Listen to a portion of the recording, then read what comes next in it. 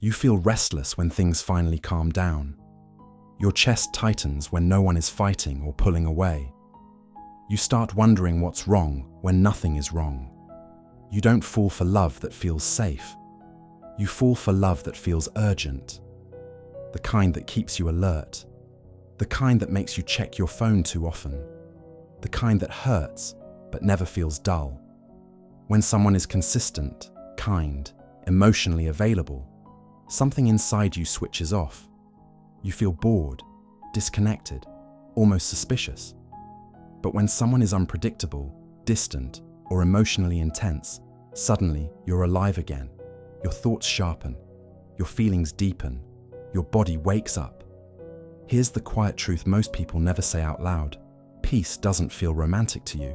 It feels unfamiliar. You're not broken. You're not addicted to pain. You're responding to what once felt like love. This video is about why intensity feels like connection and why calm can feel unsafe. Before we go any further, does calm make you uneasy instead of relaxed? Type yes or no in the comments. If that description landed somewhere in your body, it's not because something is wrong with you, it's because this pattern once made perfect sense. At some earlier point in your life, love didn't arrive quietly. It came with tension, with mood shifts, with having to stay alert. Maybe affection was unpredictable. Maybe closeness had a cost. Maybe you learned that connection meant watching carefully, adjusting quickly, staying emotionally awake. So your system adapted. There's one idea that explains this without turning it into a diagnosis: conditioning. Not the technical version, the everyday one. It's like learning to sleep next to a busy road. At first, the noise keeps you awake. But over time, silence becomes louder than traffic. Your body learned that intensity meant something important was happening. It learned that emotional spikes meant connection was near. Calm wasn't registered as safety, it was registered as absence. That learning didn't disappear when you grew up, it just followed you. So now, when someone is steady, respectful, and emotionally clear, your body doesn't light up. There's no signal, no urgency, no familiar pull. But when someone is inconsistent, when they pull close and then disappear, your system recognizes the pattern immediately. It knows how to operate there. It knows how to stay engaged. At first, this shows up as attraction, then chemistry, then attachment. And later, it shows up as exhaustion. Living this way feels like always being half ready, half braced, waiting for the next shift in tone, the next emotional turn. Of course, your body reacts this way. It learned this language early, and it's been fluent ever since. From the outside, you might look strong, independent, emotionally intense in a way people mistake for depth. Inside, it's a different story. It takes an incredible amount of energy to stay tuned into someone else's moods all the time, to read messages closely, to replay conversations, to wonder what silence means today. You tell yourself you're just passionate, that this is what connection feels like for you.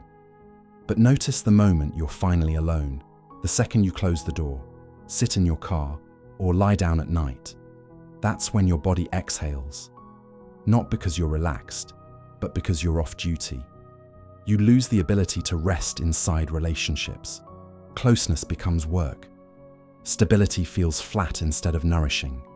And slowly, without realizing it, you stop asking for what you need. You don't want to disturb the intensity. You don't want to risk the bond by wanting too much. The deepest cost isn't heartbreak. It's losing the experience of ease. And the fear that keeps this cycle running is simple and quiet. That without intensity, there might be nothing holding the relationship together. And because this is how closeness trained your body to stay alert, this pattern doesn't stay inside romantic relationships. It quietly follows you everywhere. You say yes before you check your calendar. Your stomach tightens when a request comes in, but your mouth agrees anyway. You stay late, fix problems that aren't yours, step in before anyone asks. The tension keeps you sharp, useful, needed. When things finally slow down, you feel oddly restless, You open your email again. Just in case, a partner starts showing up consistently. They check in. They're emotionally present. You reply a little slower.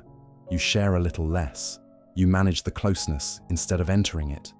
When they pull back slightly, your attention snaps into focus. You lean in again. You feel connected. You say everything's fine, and leave it at that.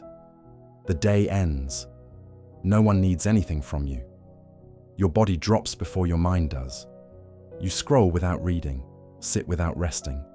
There's a dull emptiness, not sadness, just a flatness. You stay up later than you meant to. You don't quite want tomorrow to start.